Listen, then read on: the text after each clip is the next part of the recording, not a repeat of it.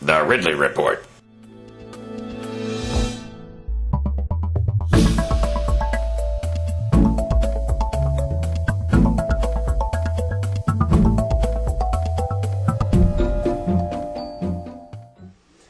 Hi. We had a very important vote today on the House floor. It was on the housing bill, and it passed overwhelmingly, 272 to 152.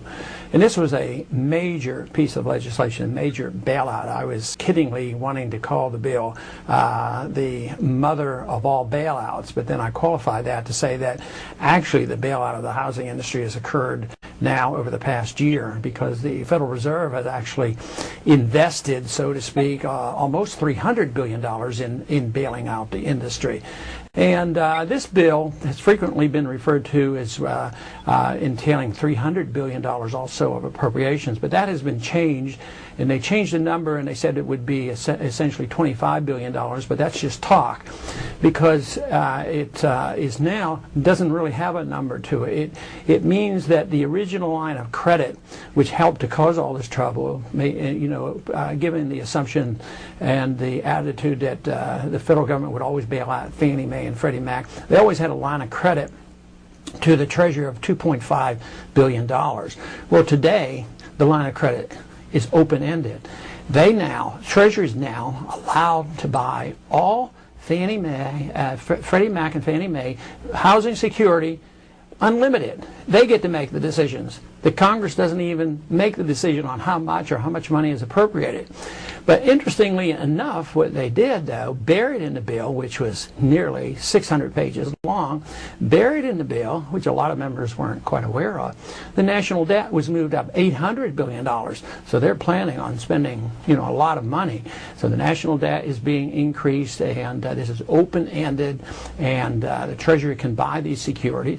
But over the last year, whether it was the $30 billion that was used by the Fed to prop up Bear Stearns and the rest of the housing industry, literally what they have done is they have exchanged Treasury bills for Fannie Mae and Freddie Mac securities. And this means that is the asset they're holding that backs up our currency. It's an asset that nobody else wants. It's losing value. If they dumped it on the market today, the value of these stocks would probably go to zero. But that is literally the asset behind our currency. There was a day, of course, when we had gold and silver behind our currency, and then Treasury bills have generally been used over these many years. But now, these assets, housing mortgage securities, are the assets held behind our currency.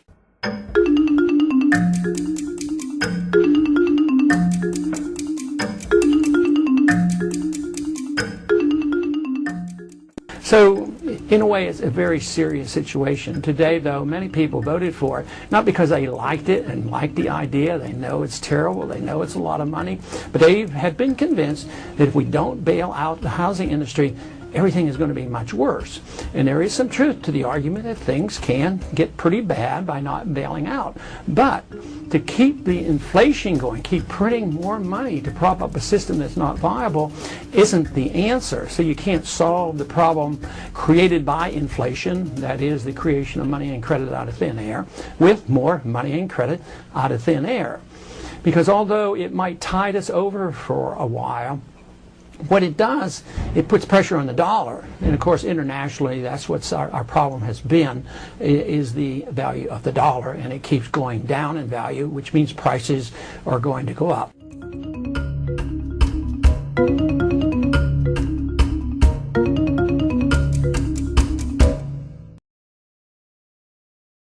Do you have a message for the Ron Paul movement? Do you have a product for the New Hampshire Liberty community? Then stop keeping it a secret. Head on over to RidleyReport.com. Email Ridley and purchase an ad. There is no humiliation nor privation Ridley will not endure to ensure your message gets out. RidleyReport.com.